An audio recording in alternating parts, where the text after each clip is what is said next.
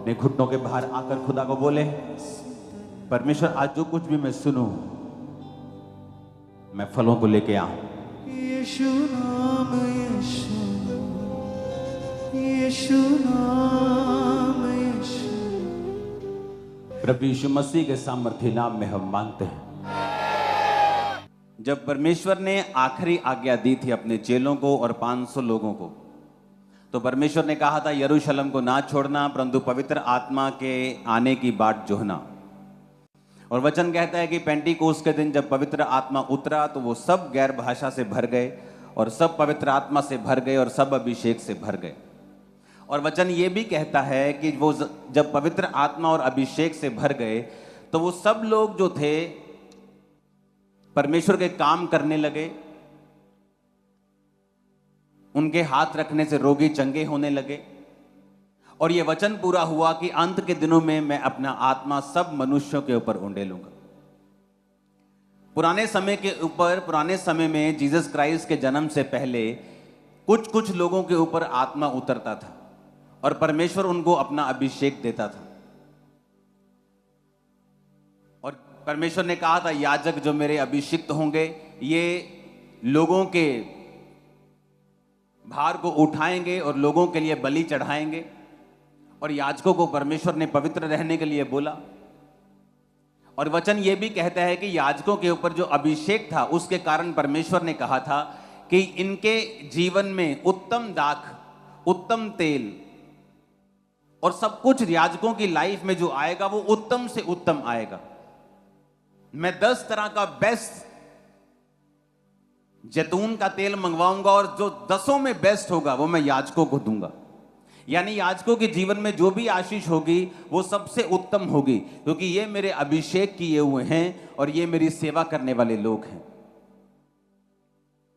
और जब हम ये बात को जानते हैं कि परमेश्वर एक सा रहने वाला परमेश्वर है और परमेश्वर कभी बदलता नहीं, पुराने नियम में और नए नियम में वो बदला नहीं है, वो एक ही है। कुछ चीजें उसने की हैं लेकिन वो बदला हुआ परमेश्वर नहीं है। अगर वो पहले याजकों को खड़ा करता था सेवकाई के लिए, तो बाइबल कहती है जब हम प्रकाशित वाक्य 1 उसकी 5 और 6 आयत पढ़ते हैं, अब वो ये कहते हैं कि जो पुराने समय के याजक हुआ करते थे कुछ, अब तुम सब जो परमेश्वर को मानते हो तुम सब याजक हो और तुम्हारा महायाजक प्रभु यीशु मसीह है।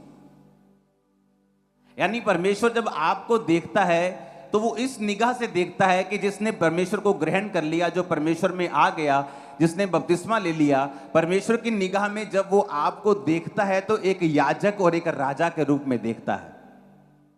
तो इसका मतलब जब याजकों को वो देखता था तो वो इस तरह से देखता था कि ये मेरे याजक हैं, इन पर मेरा अभिषेक है, अब मैं इनको उत्तम दाख, उत्तम गेहूं, उत्तम तेल, यहां तक कि जो उनकी पत्नी हुआ करती थी, उनका पार्टनर हुआ करता था, वो भी परमेश्वर बोलता था कुंवारियों में से लेना, वो पवित्रताई में से लेना, उत्तम लेना। क्यों ऐसा परमेश्वर कहते थे? क्योंकि बाइबल कहती परमेश्वर ने कहा ये मेरी सेवा करने वाले याजक हैं जिन पर मेरा अभिषेक है और मैं इनके जीवन में जो दूंगा वो सिर्फ उत्तम से उत्तम ही होगा।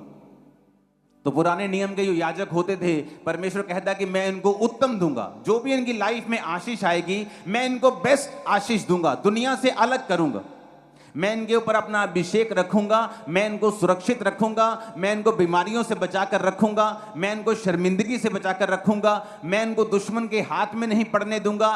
क्यों? क्योंकि इस पर मेरा अभिषेक है और ये मेरा चुना हुआ याजक है और ये सेवा करने वाला है। कितने मेरी बात को समझ रहे हैं? अब पुराने नियम में कुछ याजक होते थे, बाकी प्रजा होती थी, वो अपने अपने पापों के लिए भेड़ों को लाया करती थी। याजक उन भेड़ों को परमेश्वर के सामने पाप बलि, होम बलि के रूप में, स्वेच्छा बलि, बड़ी सी बलियां होती थी, उनके रूप में परमेश्वर के सामने चढ़ाया करता था। लेकिन लोगों को अधिकार नहीं था बलि चढ़ाने का। लेकिन परमेश्वर ने कहा कि जब प्रभु यीशु मसीह आ जाएंगे तो अनुग्रह आ जाएगा, ऐसा अनुग्रह आ जाएगा जो कभी कुछ लोगों पे होता था, अब वो सब पे आ जाएगा। और जो कोई परमेश्वर को ग्रहण करेगा, यहोवा पिता के सामने वो याजक ठहराया जाएगा और राजा ठहराया जाएगा। यानी उसकी लाइफ में अब जो कोई आशीष आएगी वो उत्तम से उत्तम आएगी। तुम बेस्ट आशीषों के हकदार होंगे, तुम्हारी लाइफ में हर एक चीज बेस्ट होगी। ऐसा परमेश्वर देखता है आप विश्वासियों को जब वो आपकी ओर देखता है जिसने बपतिस्मा लिया हुआ है, जो याजक है और जो परमेश्वर यीशु मसीह को अपना उद्धारकर्ता मानता है। समझ आ गई इतनी बात के नहीं? मैं आगे चलूं, ये बेस बना रहा हूं। यानी आप सोचते हैं कि जब परमेश्वर आपको देखता है तो वो क्या सोचता है। मैं आपको बता रहा हूं कि जब परमेश्वर आपको देखता है तो वो ये सोचता है कि ये मेरा याजक है और इसका मेरा अभिषेक इसके ऊपर है, तो मैं इसको इसकी लाइफ में बेस्ट दूंगा। ये परमेश्वर सोचता है आप सबके विषय में। लेकिन अब कुछ पॉइंट हम देखेंगे कि क्या हम सचमुच याजक हैं। याजकों को कुछ काम दिए गए थे परमेश्वर के द्वारा। याजक के ऊपर अगर अभिषेक ज्यादा था और अलग था, उनकी आशीष अलग थी, तो परमेश्वर की इंस्ट्रक्शंस याजकों के लिए अलग थी। जो आम विश्वासी कर सकते थे वो याजक नहीं कर सकते थे। जो याजक कर सकता था वो महायाजक नहीं कर सकता था। अब हम उन विषयों पे बात करेंगे जो परमेश्वर ने याजकों को कहे थे कि अगर तुम याजक हो और मेरे पवित्र किए गए हो तो तुम्हारे जीवन में तुम्हें कुछ इंस्ट्रक्शंस खास हैं जो माननी पड़ेगी, क्योंकि वचन में लिखा है नए नियम में कि जो परमेश्वर ने तुम्हारा अभिषेक किया है वो तुम्हें सब बातें सिखाता है। यानी तुम्हें घर कैसे चलाना है, तुम्हें बिजनेस कैसे चलाना है, सेवकाई कैसे चलानी है, यानी तुम अपने जीवन में कैसे चलना है, अपनी सेहत का ध्यान कैसे रखना है। परमेश्वर कहता है जो अभिषेक तुम्हारा किया गया है वो तुम्हें सब बातें सिखाता है। यानी अगर आपकी लाइफ में परमेश्वर का अभिषेक है तो आपको वो सब बातें सिखाता जाएगा धीरे धीरे। आपको सब बातों से पंजाबी कहते जानू करवाता जाएगा, तो आपको सिखाता जाएगा ताकि आप अपनी लाइफ में जो कुछ भी करते हैं, आप जॉब करते हैं या बिजनेस करते हैं, आपकी लाइफ में जो कुछ भी आपकी सेकंड कॉलिंग है। पहली कॉलिंग हम सबकी है प्रचार करना, सेकंड कॉलिंग है किसी की डॉक्टर, किसी की इंजीनियर, किसी का बिजनेस, किसी की जॉब, किसी का सेवकाई में काम करना। ये हर एक बंदे की अलग अलग कॉलिंग है और उसकी ब्लेसिंग उसी कॉलिंग में है। अगर वो उसी बुलाहट में बना रहेगा तो ब्लेसिंग तभी उसके पास रहेगी। तो परमेश्वर ने सबको अभिषेक दिया। परमेश्वर ने कहा ये अभिषेक जो तुम्हारे ऊपर होगा ये सब बातें तुम्हें सिखाएगा। अब हमें यह बात मालूम हो गई कि जब परमेश्वर मेरी ओर देखता है तो वो क्या सोचता है। आप एक कंपनी में गए हैं, आपका बॉस जब आपके पास से निकलता है और आपके गले में आई कार्ड होता है उस कंपनी का, तो आपका बॉस सोचता है कि ये मेरी कंपनी में काम करने वाला मेरा एक भाई है। तो वो आई कार्ड उसको ये दिखाता है कि ये उसी कंपनी का है जिस कंपनी में मैं हूं। उसी तरह से जब परमेश्वर आपको देखता है तो वो इस तरह से देखता है कि ये मेरा बेटा है, मेरी बेटी है, ये याजक है और मैं इसको उत्तम दूंगा। तो ये परमेश्वर की निगाह है, ये सोच है, उसका दिल है जब वो आपको देखता है। अब हम चलेंगे कि परमेश्वर क्या सोचता था पुराने नियम में। लेवी व्यवस्था 21 उसकी 8 आयत में लिखा है, इसलिए तू याजक को पवित्र जानना क्योंकि वह तुम्हारे परमेश्वर का भोजन चढ़ाया करता है, इसलिए वह तेरी दृष्टि में पवित्र ठहरे, क्योंकि मैं यहोवा जो तुमको पवित्र करता हूं पवित्र हूं। लेवी व्यवस्था 21 उसकी 1 से 4 और 10 से 12 आयत। फिर यहोवा ने मूसा से कहा, हारून के पुत्र जो याजक हैं उनसे कह दे कि तुम्हारे लोगों में से कोई भी मरे तो उनके कारण तुम में से कोई अपने आप को अशुद्ध ना करे। अपने निकट कुटुंबियों अर्थात माता पिता, बेटी, भाई, अपनी कुंवारी बहन जिसका विवाह ना हुआ हो, जिनका निकट का संबंध है, वो अपने आप को अशुद्ध कर सकता है। पर याजक होने के नाते वह अपने लोगों का प्रधान है, इसलिए वह अपने आप को ऐसा अशुद्ध ना करे कि वह अपवित्र हो जाए। इफिसियों 2 उसकी 1। उसने तुम्हें भी जिलाया जो अपने अपराधों और पापों के कारण मरे हुए थे। अब परमेश्वर क्या कहता है याजकों को, उसने प्रजा को नहीं कहा।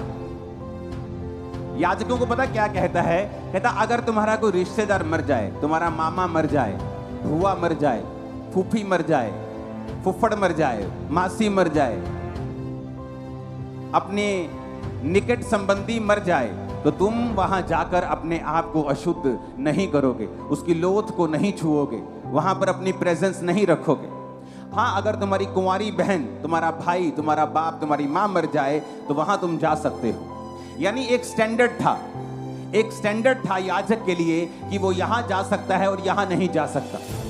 उसी तरह से परमेश्वर ने नए नियम में लिखा है अविश्वासियों का विश्वासियों के साथ क्या मेलजोल, भेड़ का भेड़िए के साथ क्या नाता। लेकिन आज क्यों परमेश्वर उनको ऐसा कहता था? परमेश्वर कहता तुम्हारे ऊपर अभिषेक है।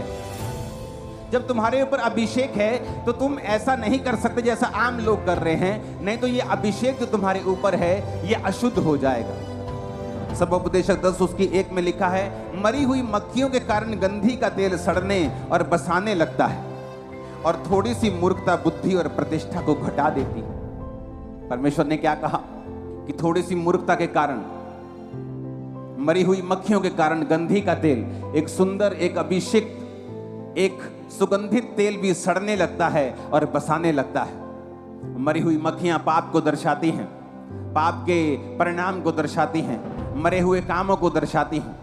तो परमेश्वर ने कहा याजक अपने आप को अपवित्र नहीं करेंगे क्योंकि इन पर मेरा अभिषेक है। उसी अभिषेक के कारण इन पर बेस्ट आ रहा है, बेस्ट तेल, बेस्ट दाग, बेस्ट जीवन, बेस्ट सब कुछ, बेस्ट सुरक्षा, ब्लेसिंग, हीलिंग, डिलीवरेंस इन पे आ रहा है। तो परमेश्वर ने नए नियम में क्या कहा? परमेश्वर ने कहा तुम्हारा अविश्वासियों का विश्वासियों के साथ क्या मेलजोल, विश्वासियों के साथ अविश्वासियों के साथ क्या नाता, भेड़ का भेड़ियों के साथ क्या नाता। लेकिन आज अगर आपको कोई ऐसा लड़की या लड़का पसंद आ जाए जो अविश्वासी हो, आप झट उसके साथ शादी करने के लिए तैयार हो जाते हैं, ये सोच के कि कल को ये क्रिश्चियन बन जाएगा, कल को ये मसीह में आ जाएगा। क्यों? क्योंकि आपको ये पता नहीं है कि आपको अपने अभिषेक को संभाल के रखना है। अगर आप अपने अभिषेक को संभाल के नहीं रखते और उसे गंदा होने देते हैं, गंधी का तेल सड़ने और बसाने लगता है मरी हुई मक्खियों के कारण। कि जो तेल आपके अंदर है, जो अभिषेक आपके अंदर है, वो तो सुगंधित है, वो इतनी सुगंधित है कि वो सब चीजों को अपनी ओर खींचेगा। वो उत्तम दाग को, उत्तम जॉब को, उत्तम ब्लेसिंग को, उत्तम बिजनेस को, उत्तम चीजों को अपनी ओर लेके आएगा। लेकिन मरी हुई मक्खियों के कारण, कि तुम्हारे काम मरे हुए हैं, तुम्हारे पापों के कारण, तुम्हारी ब्लू फिल्में देखने के कारण, तुम्हारे ये ध्यान ना रखने के कारण कि क्या ये काम मेरे अभिषेक को खराब कर सकता है। परमेश्वर ने कहा याजकों को कि तुम्हें उत्तम तो मैं दूंगा, लेकिन तुम्हें अब वैसा नहीं करना पड़ेगा जैसे लोग कर सकते हैं। अब तुम आम लोगों में नहीं जा सकते, तुम मरे हुए लोगों में नहीं जा सकते। तो क्या हम मरे हुए लोगों में नहीं फिरते? हमें मालूम है कि मेरा एक फ्रेंड जो क्रिश्चियन है, ये आत्मा में मरा हुआ व्यक्ति है, ये पाप करने वाला व्यक्ति है, ये व्यभिचार करने वाला व्यक्ति है, शराब पीने वाला व्यक्ति है, तो भी मेरे साथ उसका संबंध मैं छोड़ता नहीं हूं। इसका मतलब क्या है? कि मुझे अपने अभिषेक की कोई भी परवाह नहीं है। पुराने नियम में परमेश्वर ने कहा था जो मरा हुआ है उसके पास मत जाना, लेकिन आज नए नियम में परमेश्वर कहता है जो आत्मिक रूप से मरा हुआ है उसका तुम्हारे साथ क्या लेना देना। पौलुस कहता जो भाई कहलवा के मूर्ति पूजा करता हो, जो भाई कहलवा के व्यभिचार करता हो, उसकी थाली में भी खाना नहीं खाना। लेकिन तुमको क्या लगता है? लेकिन तुमको भाई बंधु पूना ज्यादा अच्छा लगता है। जो व्यक्ति व्यभिचार में गिर गया, पाप कर गया, तुम्हें लगता है कि नहीं वो छोटी मोटी बात है, तुम उसके साथ अपना संबंध पूरी तरह से कायम रखते हो, अपनी दोस्ती कायम रखते हो, क्योंकि वो तुम्हारी फ्रेंड रही है, तुम्हारी दोस्त रही है। तो परमेश्वर ने कहा तुम परमेश्वर के वचन को पूरा नहीं कर रहे हो, तुम उसके वचन के प्रति सीरियस नहीं हो। पुराने नियम में तुम उस मुर्दे के प्रति नहीं जा सकते, मुर्दे के पास नहीं जा सकते। नया नियम में क्या कर सकते हो? तुम उस व्यक्ति को प्रचार कर सकते हो कि तुमने गलत किया, तुम ये पाप कर रहे हो, तुम ये गलत काम छोड़ दो। इतना ही संबंध तुम उसके साथ रख सकते हो। परमेश्वर ने कहा उसके साथ खाना नहीं खा सकते, उसके साथ संगति नहीं कर सकते, उसके साथ घूम फिर नहीं सकते, क्योंकि अविश्वासी का विश्वासी के साथ या मरे हुओं का जीवितों के साथ क्या संबंध है। लेकिन आज हमें अपने अभिषेक की परवाह नहीं है, क्योंकि हम अंधे हो चुके हैं। हमें ये मालूम नहीं कि यही वो अभिषेक है जिसके कारण परमेश्वर अपनी बरकतें देता है। आज बहुत से लोग सेवकाई में बरकत को मांगते हैं, क्यों नहीं मिलती? वही सेवकाई स्टक हुई पड़ी, अड़ी हुई। क्यों? क्योंकि अभिषेक में नहीं बढ़ते। अभिषेक में क्यों नहीं बढ़ते? अभिषेक में क्यों नहीं बढ़ते? अभिषेक में तभी बढ़ेंगे जब जेलसी छोड़ेंगे। अभिषेक में तभी बढ़ेंगे जब टांच मारना छोड़ेंगे छोटी छोटी बातों के ऊपर। वो हम छोड़ नहीं सकते, जेलसी छोड़ नहीं सकते। ये कैसे बढ़ गए, ये कल से कल के आए, अब इतना कैसे बढ़ गए। अब इतनी जेलसी होगी तो परमेश्वर अभिषेक नहीं देगा। और अगर अभिषेक नहीं होगा तो ये सारे अभिषेक वाले भाग हैं। परमेश्वर ने कहा मैं तुम्हारा अभिषेक वाला भाग तुम्हें दे दूंगा। यानी अगर तुम्हारी लाइफ के ऊपर अभिषेक है तो एक एक्स्ट्रा ब्लेसिंग है तुम्हारी लाइफ के ऊपर जो परमेश्वर तुम्हें देगा। लेकिन शैतान मूर्ख बनाता है, वो तुम्हें ऐसे भाईचारे में ले जाएगा जो तुम्हारे लिए अच्छा नहीं है। इस वचन को सुनकर आपको कैसा लगा? हमारी और वीडियो देखने के लिए हमारे चैनल को सब्सक्राइब करें और लाइक कमेंट जरूर करें। आमीन।